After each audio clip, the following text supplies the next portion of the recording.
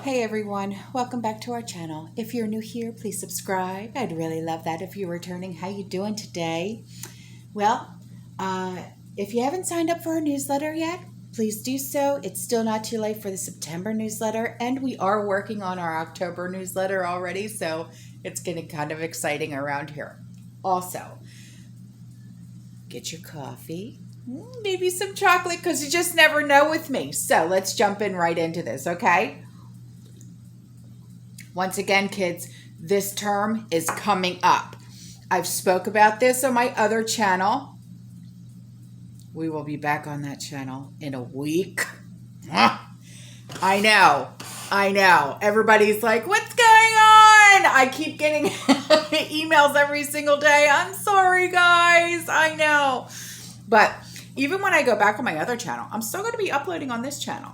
So don't go anywhere, okay? So this term, once again, has come up. And Trish and I have said before, when you hear this term, buckle up. And what's the term? Force majeure.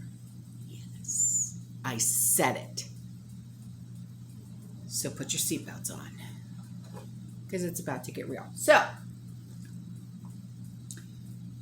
spot prices for nitrogen fertilizer on the U.S. Gulf Coast skyrocketed to a near-decade high on a report. The world's largest nitrogen manufacturing plant declared force majeure. I know. CF Industries Holdings, Incorporated in Donaldsonville, Louisiana, closed its massive complex ahead of Hurricane Ida. So I didn't know about this. I'm just now finding out about this, okay? And the complex has 19 plants, 19, including 6 ammonia and 5 urea, that's UREA facilities, producing nitrogen-based products for agricultural and industrial markets.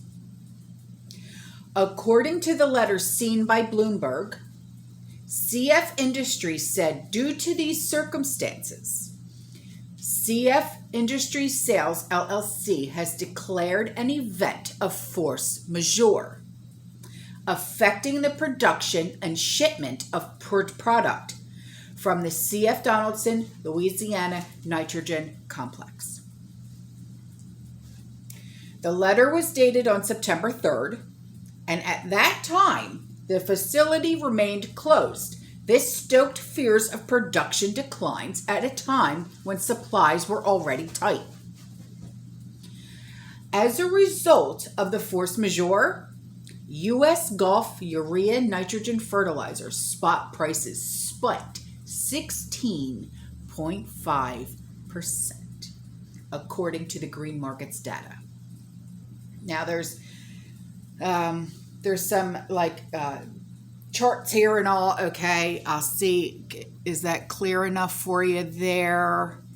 If not, I will try to put those in the video, but I don't know if I can or not. So you might just have to pause the video so you can read and see if you can read it if it's not too blurry for you, okay? So Scotiabank commodity and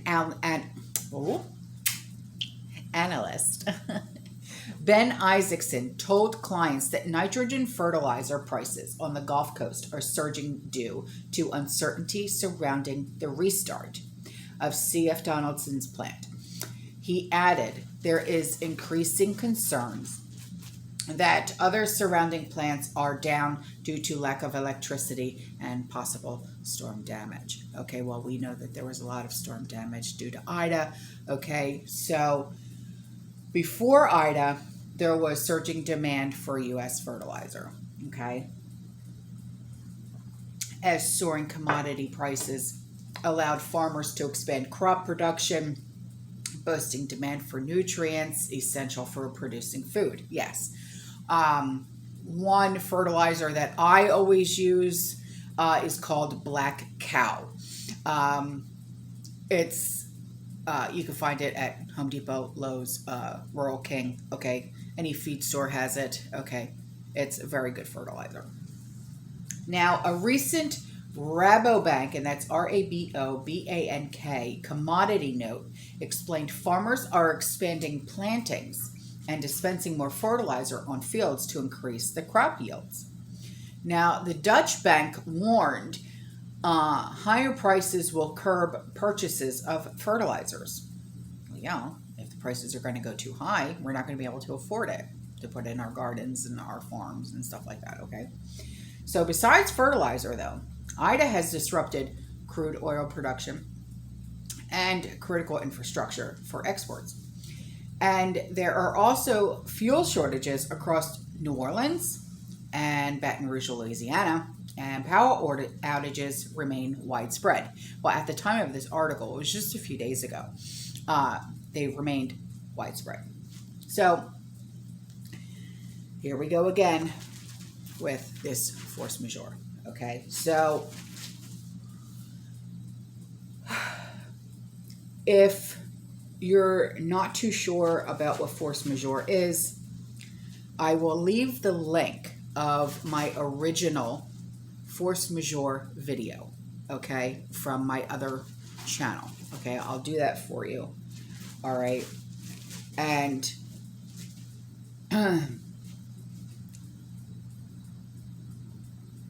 I'll leave that for you. Okay, and what force majeure, like the dictionary, okay, but we all know that dictionary meanings get changed, don't they? What force majeure, the definition is an unforeseeable circumstances that prevent someone or like a business, okay, from fulfilling a contract. So in this case, they said, okay, we'll fulfill all of these orders, okay? Well, guess what? They generally get paid for all of these orders, or half down, you know, half now, half when you fulfill all the orders. Okay, well, they couldn't fill them. So guess what? Now they're in trouble. All right. So now, yeah, force majeure. Done. Done. You're in trouble. Now you owe all of this product. You already paid for it pretty much. You're now all of your customers, guess what? They're out all this money and the product. So it's going to keep happening, unfortunately. It's going to keep happening. So on to the next thing that I wanted to talk about, okay? And this is pertaining to Venezuela. And a lot of people, you know, seem to think, and I have actually questioned this myself, that we could become the next Venezuela, okay? Sorry, my dogs. Hang on. So this has to do with inflation, hyperinflation, okay, real estate that's going on in Venezuela, okay. Now, there's a man, his name is Gustavo, am I pronouncing that right? Gustavo Martinez. He has a stable job as an engineer at an oil company in Caracas, all right. But he can only dream of buying an apartment because Venezuela's inflation is the highest in the world. And it has crippled the real estate financing. With banks not offering loans, would-be homeowners are expected to pay for property in a single or handful of installments. So you know how like here we have 30-year loans or 15-year loans or whatever. Okay, over there, it's either you pay up front all the cash, okay, for your home or your apartment, or you've got like, you know, you got to pay it in like three installments, 6 installments, 12 installments. Okay, that's it. You know, what land are you living in, man? You know what? That's insane. You know, but that's what inflation does. You know, that's what hyperinflation does. That's what, you know, socialism does. Anyways, so using wire transfers, checks, and even briefcases full of US dollars. Yeah. The national currency, the bolivar, has lost 73% of its value to the dollar so far this year. And a single US dollar now costs 4 million bolivars.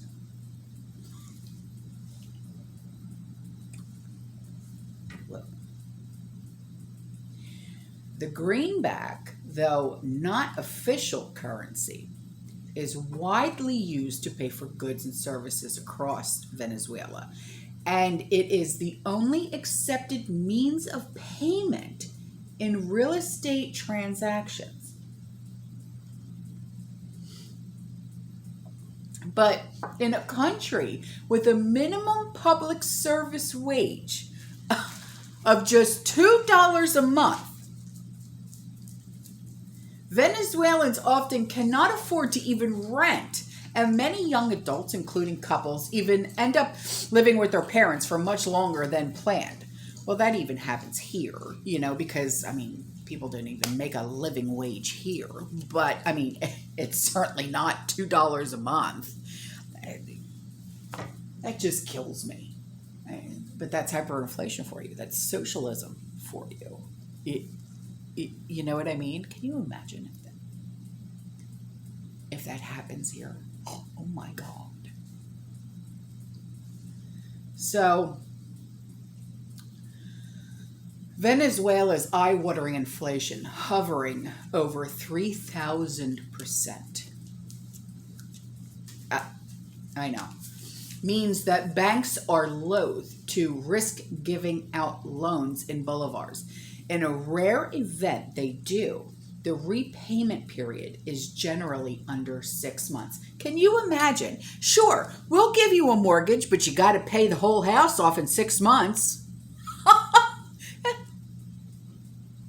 Excuse you? 6 months? I've got a 30-year mortgage, man. I've been living in my house 17 years. Yeah, 17 years. And we still owe. Well, because you know how, like, okay, when you've got a 30-year mortgage, it's like you got to get like just above the halfway mark, and then all of your payments start going towards the principal. That's where we're at now. You know what I mean? Jesus, Lord help us. So there's no credit cards either. And in January, the government said banks could give out loans in dollars only with the permission of the central bank, making it near impossible. No jobs pay you that. Well, no, not at $2 a month. What in the holy hell? Oh my God, I can't even imagine. Because, you know, I mean, seriously, you know how, like, we all get together on a Friday night or even on a Wednesday night on this channel or Trish's channel or whatever the case may be, okay? And we're just sitting here, we're having a live chat, we're drinking coffee, eating chocolate, stuff like that, okay? We wouldn't even be able to do this, having coffee. Not on $2 a month. No. Imagine life like that. No. As a result, Venezuelan banks have given out only $140 million in loans to a population of some 30 million, compared to 14 billion in loans in neighboring Colombia, which has some 50 million people. Of the total loan amount, only 840,000 or 0.6% were mortgage loans based on official figures released in March. Economist Caesar Aristimona, okay, I don't yet know if I'm pronouncing that right, Aristimuno, told AFP this was a sharp drop from 7.2% in 2014 before the global crash in oil prices tanked Venezuela's economy, heavily dependent on crude exports. Martinez told the oil company engineer in Caracas is luckier than most. Wow. After moving to the capital in January, he lived with his grandmother for a while, but is now renting an apartment with his girlfriend. Martinez, who's 30 years old, did not want to reveal how much he earns, but he said it's more than the average Venezuela salary of $50 a month. Apartment rents in a modest suburb of the capital starts at $150, according to a realtor in Carolina Quintero. An apartment costs about $50,000. No job pays you that. Well, no, of course not. Much less will you be able to pay it in a single installment. Freaking insane. As Americans, we wouldn't even be able to pay that in 6 months. There's no way. There's no way. The figure he mentioned can buy a flat of about 800 square feet in a middle-income neighborhood in Caracas. There are no public figures on how many Venezuelans live at home into their 30s or 40s, but it is a widely observed phenomenon. While buying a home remains a distant dream for most Venezuelans, the country's eager, though informal, adoption of the dollar as a shield against inflation has given the real estate sector at least a boost over the past 2 years. In 2019, we grew 5%, and we hope to close with more than 20% in 2021. Most transactions, explained Quintero, are conducted via transfers from foreign banks, though buyers may be required to provide a deposit of up to 20% in cash. Well, when you buy a house here, or even if you're building a house, you got to put at like 20% down, right? Like when we built this house, we had to put 20% down before they would even start construction. So that's normal, I would think, isn't it? That was normal 17 years ago when we built the house. A growing number of properties are being bought and sold on social media by agents who provide their own down payment options, such as requiring an initial investment of a third of the purchase price with 11 months to pay the rest. And of course, there are loan sharks charging 15% per month in interest and demanding guarantees that could triple the amount of the loan to be paid back. Martinez still hopes to buy something of his own one day. It would have been great if there was a system of loans in dollars so that people can afford the down payments and can get credit. Holy schmoly. Holy schmoly. That's insane. All right, I was going to read another article, but I'm not going to because I don't want to get this video to get too long. All right, guys, I love you. I'll see you in the next one. You stay safe, you stay positive, you keep prepping. And as always, fearless. Ciao.